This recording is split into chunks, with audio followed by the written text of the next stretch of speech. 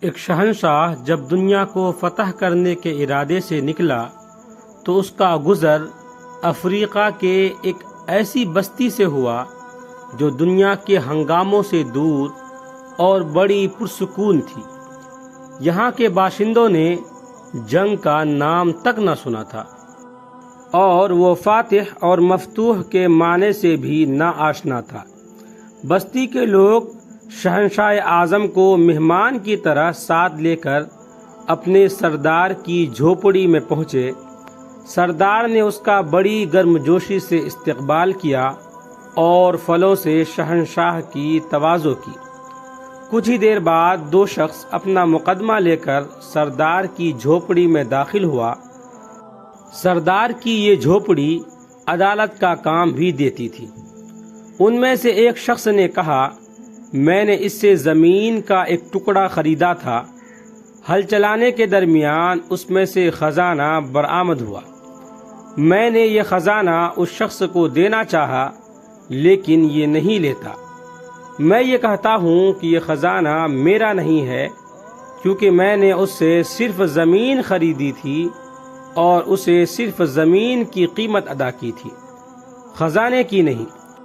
دوسرے شخص نے جواب میں کہا، میرا ضمیر ابھی زندہ ہے، میں یہ خزانہ اس سے کس طرح لے سکتا ہوں؟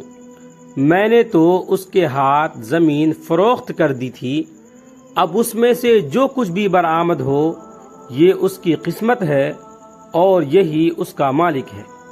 میرا اب اس زمین اور اس میں موجود اشیاء سے کوئی تعلق نہیں۔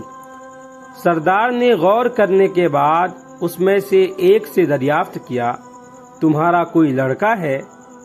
ہاں ہے۔ پھر دوسرے سے کہا، اور تمہاری کوئی لڑکی ہے؟ جی ہاں۔ دوسرے نے بھی گردن ہلا کر جواب دیا۔ تو تم ان دونوں کی شادی کر کے یہ خزانہ ان کے حوالے کر دو۔ اس فیصلے نے شہنشاہ کو حیران کر دیا۔ وہ فکر مند ہو کر کچھ سوچنے لگا۔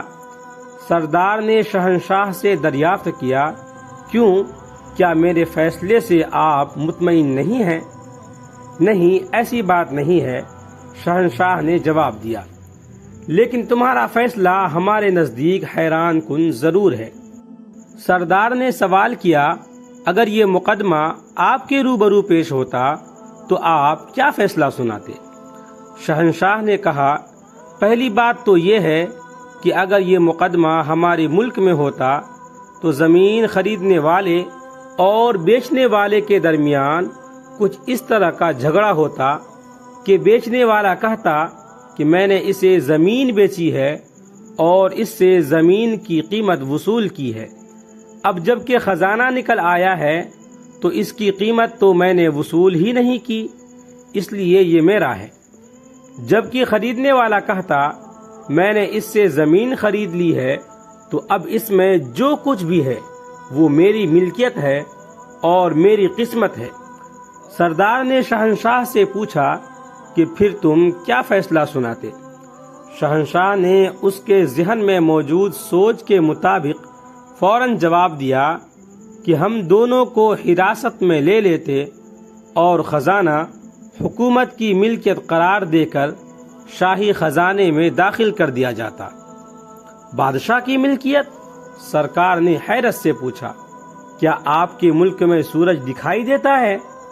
جی ہاں، کیوں نہیں؟ وہاں بارش بھی ہوتی ہے؟ بالکل۔ بہت خوب۔ سردار حیران تھا، لیکن ایک بات اور بتائیں، کیا آپ کے ہاں جانور بھی پائے جاتے ہیں جو گھاس اور چارہ کھاتے ہیں؟ ہاں، ایسے بے شمار جانور ہمارے یہاں پائے جاتے ہیں۔ اوہ خوب، اب میں سمجھا۔ سردار نے یوں گردن ہلائی جیسے کوئی مشکل ترین بات اس کی سمجھ میں آ گئی ہو۔